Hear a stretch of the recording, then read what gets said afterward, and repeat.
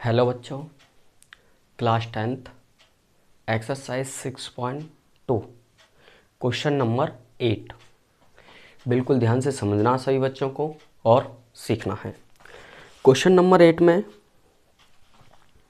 आधारभूत समानुपातिकता प्रमेय का प्रयोग करते हुए सिद्ध कीजिए कि एक त्रिभुज, ये हमारा एक त्रिभुज है बच्चों, एक त्रिभुज की एक भुजा के मध्य, अब एक त्रिभुज है, इस त्रिभुज की भुजा के मध्य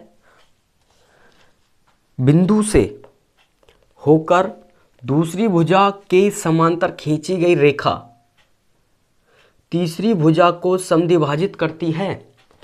तो बच्चों एक रेखा ए बी, ए और बी, इसका मध्य बिंदु है आपका डी।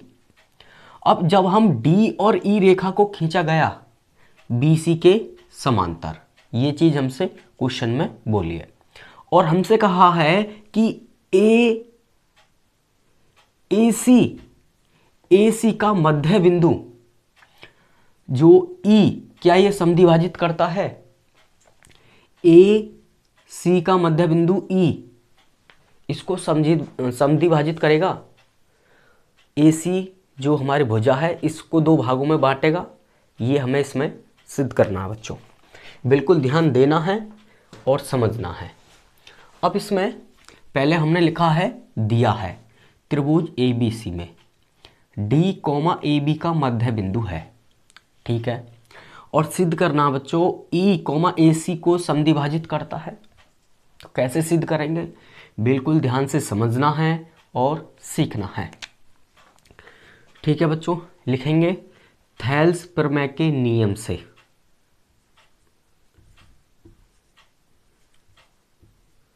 थेल्स प्रमेय के नियम से। अब थेल्स प्रमेय का नियम क्या कहता है?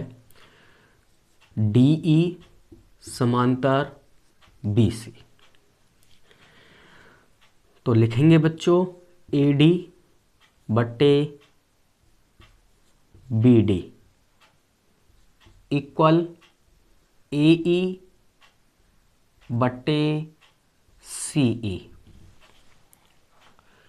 ठीक है बच्चों। अब थोड़ा सा ध्यान देना है। क्या ध्यान देना है? हमसे क्वेश्चन में पहले ही दे दिया गया है कि जो बिंदु डी है वो ए बी को मध्य बिंदु है, ए बी का मध्य बिंदु है, मतलब दो भागों में विभाजित कर रहा है। तो हम बच्चों लिख सकते हैं क्या? A D equal B D, A D equal हो जाएगा बी डी के, ठीक है बच्चों। जो ए बी जो भुजा है वो दो भागों में विभाजित हो रही है, तो हम कह सकते हैं बच्चों कि ए डी बराबर होगा बी डी के, ठीक है। नहीं, अब वो क्या काम करेंगे? अब ए डी तो हमें दिया है ऊपर, ए डी, इसको तो आप वैसे लिखोगे। अब यहाँ पे ए डी बराबर बी डी है, तो बी डी के स्थान पर हमें ए डी रखना है बच्चों यहाँ पे, तो आप लिख दो ए डी और इक्वल ये आपको वैसे ही ए ई अपॉन सी ई,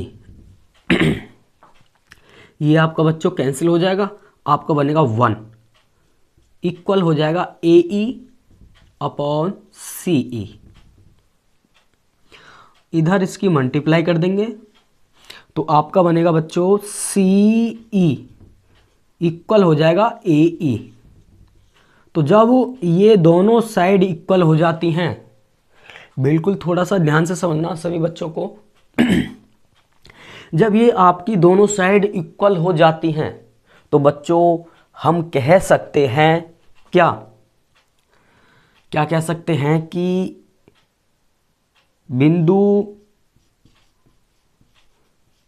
बिंदु ई कॉमा ए सी को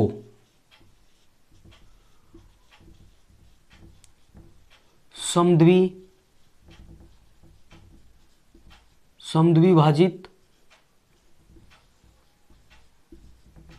करेगा।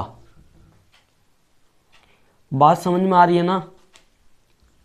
जब आपकी ये दोनों साइड इक्वल आ जाती हैं तो बच्चों हम कह सकते हैं कि बिंदु ई कॉमा ए सी को समद्विभाजित करेगा।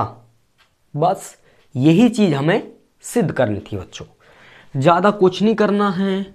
सभी बच्चों को क्वेश्चन को थोड़ा ध्यान से समझना है और सीखना है बच्चों, ठीक है? आप कम से कम क्वेश्चन को 1-2 बार तो रिवीजन करना ही करना है ताकि आपके अच्छे से समझ में आए, ठीक है बच्चों? और वीडियो को शेयर करें, चैनल को सब्सक्राइब करें बच्चों। फिर मिलेंगे अगली नेक्स्ट वीडियो में।